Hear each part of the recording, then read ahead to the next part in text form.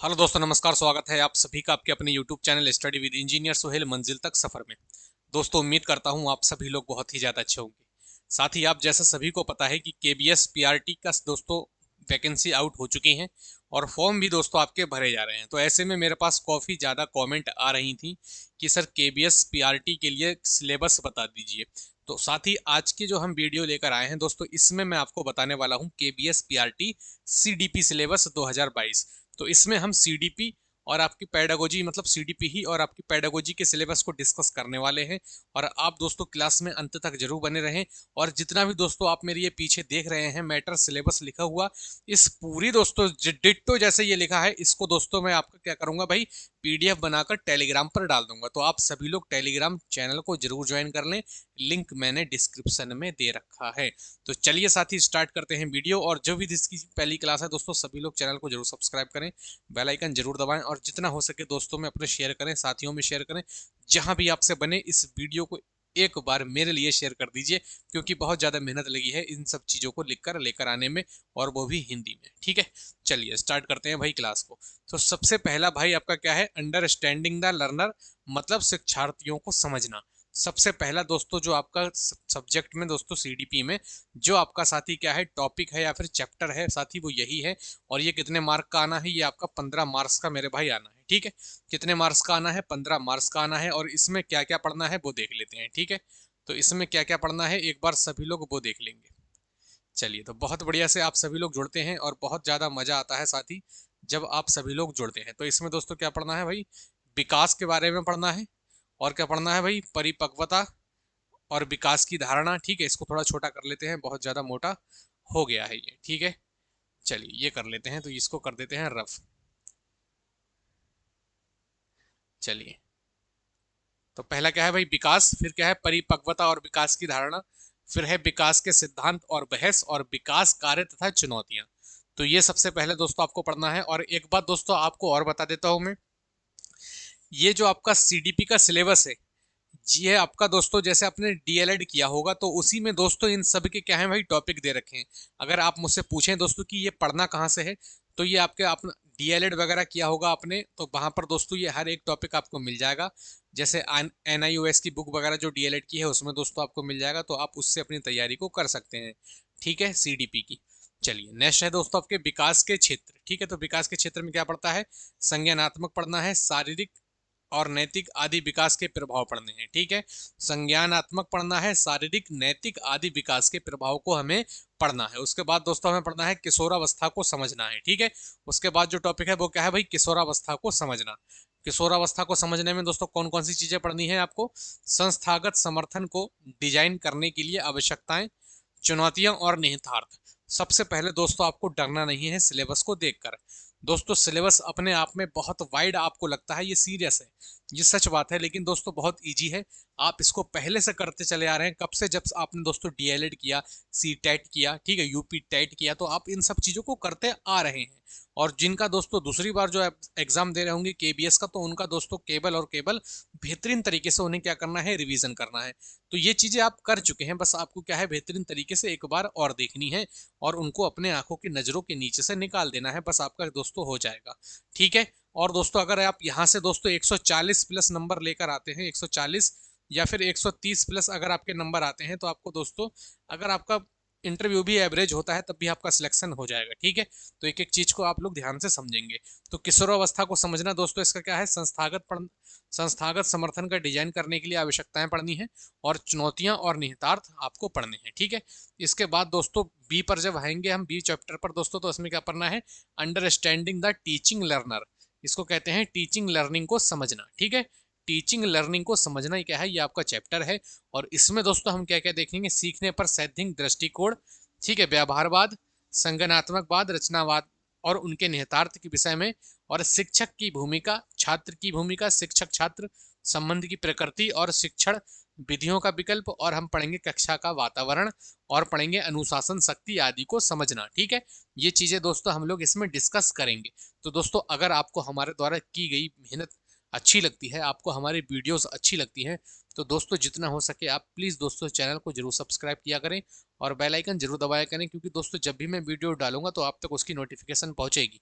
और दोस्तों इससे क्या होगा, आपको काफ़ी ज़्यादा बेनिफिट होगा, आप उससे रूबरू रहेंगे, आप उससे क्या करेंगे, रूबरू रहेंगे। तो प्लीज़ दोस्तों आप जरूर सब्सक्राइब करें और जितना हो सके भाई वीडियो को शेयर कर दिया करें, ठीक है।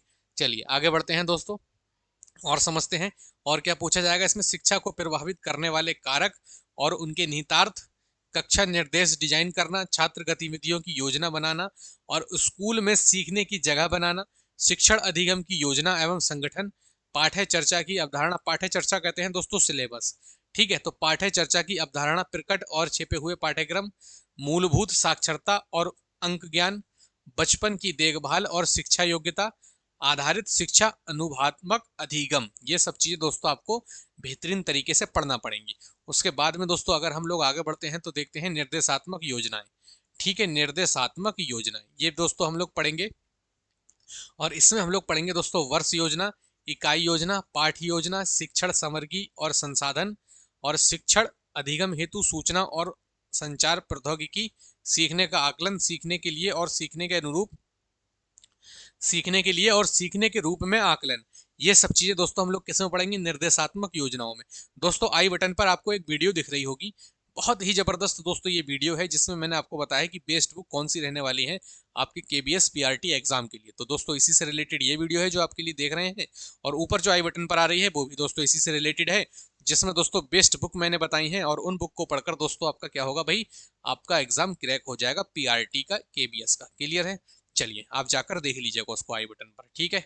चलिए आगे दोस्तों हम लोग बढ़ते हैं थोड़ा सा, अधिगम प्रक्रियाओं को बढ़ाना, ठीक है। इसमें हम लोग पढ़ेंगे रचनावादी शिक्षण के साधन के रूप में अवलोकन और प्रतिक्रिया, प्रतिबिंब और संवाद, ठीक है। ये चीजें हमें पढ़ने हैं, अधिगम प्रतिक्रियाओं को बढ़ाना, ठीक है। चलिए इसके बाद दोस्तों हम लोग सी पॉइंट पर पहुंचते हैं, या सी हम लोग टॉपिक पर पहुंचते हैं। तो इसमें क्या पढ़ना है हमें, क्रिएटिंग कंड्यूसिव लर्निंग एनवायरनमेंट, जिसे हम बोलते हैं मेरा भाई सीखने के अनुकूल माहौल बनाना। ये भी दोस्तों आपका कितना नंबर का आएगा भाई, 10 नंबर का आएगा, ठीक है। इसमें दोस्तों हम लोग क्या क्या डिस्कस करेंगे, विविधता, विकलांगता और समावेशन की अवधारणा, और क्या डिस्कस करेंगे, सामाजिक निर्माण के रूप में विकलांगता, और क्या करेंगे, निहितार्थ और विकलांगता के प्रकार, उनकी पहचान और हस्तक्षेप, और पढ़ेंगे स्कूल मानसिक स्वास्थ्य की अवधारणा सभी छात्रों और कर्मचारियों के लिए, और पढ़ेंगे मानसिक स्वास्थ्य के उपचारात्मक निवारक और प्रोत्साहन आयामों को समाबोधित करना या फिर मार्गदर्शन और परामर्श के लिए प्रावधान, सीखने के संसाधन के रूप में स्कूल और समुदायों का विकास करना। इन सब चीज़ों को दोस्तों हम लोग डिस्कस करेंगे जब भी दोस्तों हम लोग पढ़ेंगे, आप तैयारी करेंगे इसकी, ठीक है। उसके बाद दोस्तों डी पर क्या आता है, डी चैप्टर पर आपका, तो डी चैप्टर पर आता है स्कूल ऑर्गेनाइजेशन एंड लीडरशिप, जिसे दोस्तों हम लोग बोलते हैं स्कूल संगठन और नेतृत्व। ये भी दोस्तों आपका 10 नंबर का आएगा। और इसमें आप क्या क्या पढ़ेंगे, चिंतनशील व्यवसाय, टीम निर्माता, आरंभकर्ता, कोच और संरक्षण के रूप में नेता, ठीक है। ये चीज आप डिस्कस करेंगे। और उसके बाद दोस्तों करेंगे आप स्कूल नेतृत्व पर प्रतिक्षेप, ठीक है। जिसमें दोस्तों हम लोग क्या क्या पढ़ेंगे भाई वो भी देख लीजिए, निर्देशात्मक और परिवर्तनकारी दृष्टि निर्माण। उसके बाद दोस्तों हम लोग पढ़ेंगे लक्ष्य निर्धारण और स्कूल विकास, ठीक है, योजना बनाना। उसके बाद पढ़ेंगे शिक्षण अधिगम को मजबूत करने के लिए स्कूल प्रक्रियाओं और मंचों का उपयोग। उसके बाद दोस्तों समय सारणी, अभिभावक शिक्षक मंच, फिर स्कूल असेंबली, फिर शिक्षक विकास मंच, फिर पढ़ेंगे शिक्षण अधिगम में सुधार हेतु उपलब्धि डेटा का उपयोग। और उसके बाद स्कूल स्वमूल्यांकन और सुधार समुदाय और उद्योग और अन्य पड़ोसी स्कूलों और उच्च शिक्षा संस्थानों के साझेदारी करना और सीखने वाले समुदायों का निर्माण करना। इन सब चीज़ों को हम लोग देखेंगे, ठीक है दोस्तों। आपको इस सिलेबस से डरना नहीं है। अगर आप डर गए दोस्तों तो समझ लीजिए आप इस एग्ज़ाम से बाहर हो जाओगे। लेकिन दोस्तों आपको डरना नहीं है, आपको मेहनत करनी है बराबर से। और दोस्तों इजी है सिलेबस, आपको बहुत लिखा हुआ दिखेगा लेकिन साथ ही बहुत इजी है, आप इसको बहुत पहले से पढ़ते आ रहे हैं। ऐसा कोई सा एग्ज़ाम नहीं होता है जिसको आप पहले से पढ़ते आते हो और उसको आप दें। लेकिन साथ ही ये ऐसा एग्ज़ाम है जिसको आप बहुत पहले से पढ़ते चले आ रहे हैं, क्योंकि दोस्तों आपने डीएलएड किया होगा तब भी से पढ़ा हो, सीटेट दिया होगा तब भी पढ़ा है, यूपी टेट दिया होगा तब भी कहीं ना कहीं आपने पढ़ा है। तो इसलिए दोस्तों ये आपके लिए ईजी हो जाता है, थोड़ी सी मेहनत बस आपको करनी है, थोड़ा सा डिटेल में इसमें पढ़ना पड़ता है, और कोई ऐसी दिक्कत नहीं है, आपका सिलेक्शन हो जाएगा, ये बात मैं कहता हूँ। आपको बस मेहनत करनी है मेरे भाई, और डरना नहीं है मेरे भाई, ठीक है। चलिए उसके बाद दोस्तों देखेंगे पर्सपेक्टिव्स इन एजुकेशन, या फिर शिक्षा में परिप्रेक्ष्य, ठीक है। इसमें क्या क्या पढ़ना है, शिक्षा के लक्ष्यों को प्राप्त करने में स्कूल की भूमिका, या फिर पढ़ेंगे आप NEP 2020 early child care and education, स्कूलों में पाठ्य चर्चा और शिक्षा शास्त्र, इसको आप पढ़ेंगे। उसके बाद बाल अधिकारों के लिए मार्गदर्शन सिद्धांत, इसे पढ़ेंगे। सुरक्षित स्कूल पर्यावरण के लिए बच्चों के अधिकारों की रक्षा और प्रावधान, मुक्त और अनिवार्य शिक्षा के लिए बच्चों का अधिकार अधिनियम 2009, ये पढ़ेंगे आप, ठीक है। उसके बाद स्कूली शिक्षा के विशेष संदर्भ में शिक्षा में राष्ट्रीय नीतियों का ऐतिहासिक रूप से अध्ययन करना, ये पढ़ेंगे। और उसके बाद लास्ट पढ़ेंगे स्कूली पाठ्य चर्चा सिद्धांत, जिसमें पढ़ेंगे परिप्रेक्ष्य, सीखना और ज्ञान पाठ्य चर्चा क्षेत्र, और स्कूल चरण, शिक्षा शास्त्र और मूल्यांकन। तो इसमें कुल मिलाकर आपका क्या हो जाता है भाई, 60 क्वेश्चन हो जाते हैं, और क्या हो जाते हैं आपके 60 मार्क का, साथ ही ये आपका टॉपिक या ये आपका सब्जेक्ट हो जाता है किसका भाई, CDP, जिससे हम क्या बोलते हैं मेरे भाई, जिससे हम बोलते हैं पैडागोजी, ठीक है।